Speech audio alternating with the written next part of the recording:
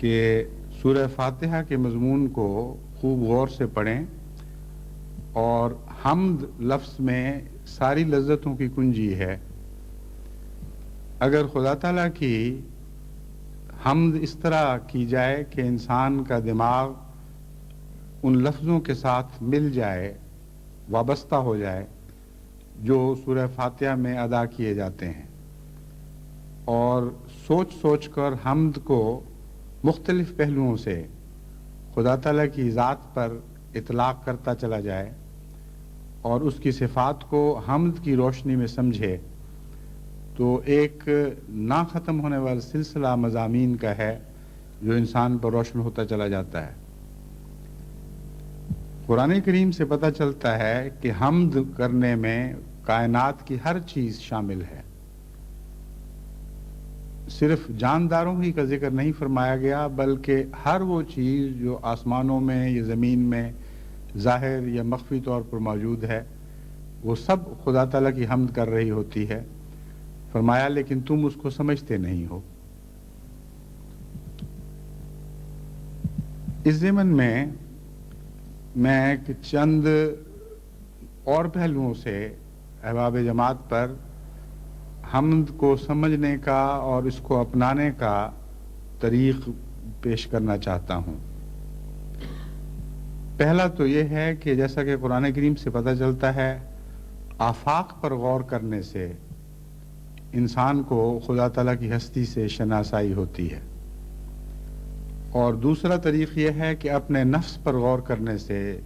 انسان کو خدا تعالیٰ کی ہستی کی شناسائی ہوتی ہے۔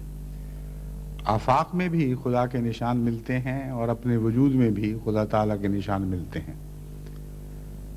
آفاقی لحاظ سے خدا تعالیٰ کو یاد کرنے کا طریق قرآن کریم نے یہ بیان فرمایا ہے کہ اس کی زمین و آسمان کی اور جو کچھ ان چیزوں میں، ان دونوں میں ہے، ان کی تخلیق پر غور کریں۔ جیسا کہ فرمایا الذین یذکرون اللہ قیاما وقعودا وعلی جنوبہم، اولو الالباب وہ لوگ ہیں، صاحب عقل وہ لوگ ہیں جو خدا تعالیٰ کو یاد کرتے ہیں اپنے پہلوؤں پر کھڑے ہوئے، بیٹھے ہوئے، ہر حالت میں۔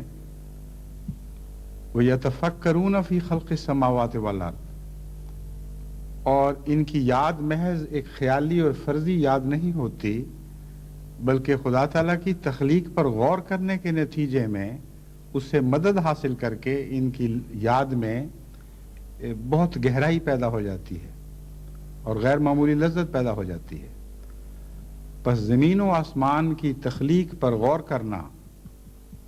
اور دن اور رات کے بدلنے پر غور کرنا ذکر الہی کے ساتھ ایک گہرا تعلق رکھتا ہے، اور اللہ تعالیٰ فرماتا ہے کہ تم اگر صاحب عقل ہو، تم صاحب ہوش ہو، تو ہم تمہیں یہ طریق بتاتے ہیں کہ ہمیں یاد کرنے کے لیے ہماری تخلیق پر غور کیا کرو،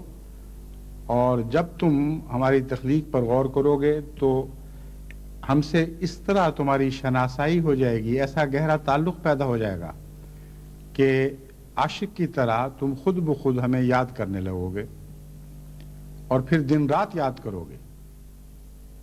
لیٹے ہوئے اپنے پہلوؤں پر اس وقت بھی ہمیں یاد کرو گے، اٹھتے چلتے پھرتے بیٹھتے، گویا کہ ہر حالت میں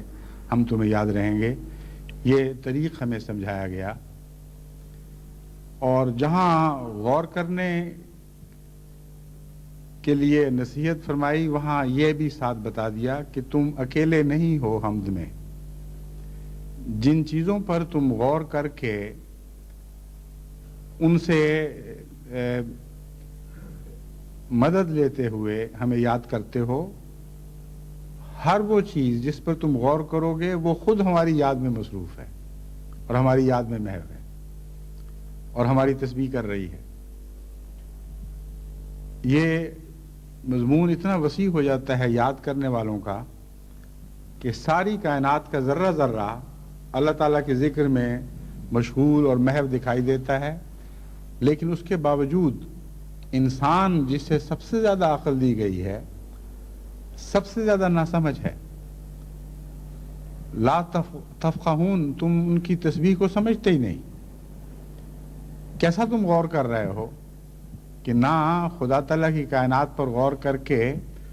खुदा की याद तुम्हारे दिल में पैदा होती है, ना जिन चीज़ों पर गौर करते हो ये समझ सकते हो कि वो क्यों उन बातों में मसरूफ़ हैं जो तुम्हें दिखाई तो देती हैं मगर समझ नहीं आती।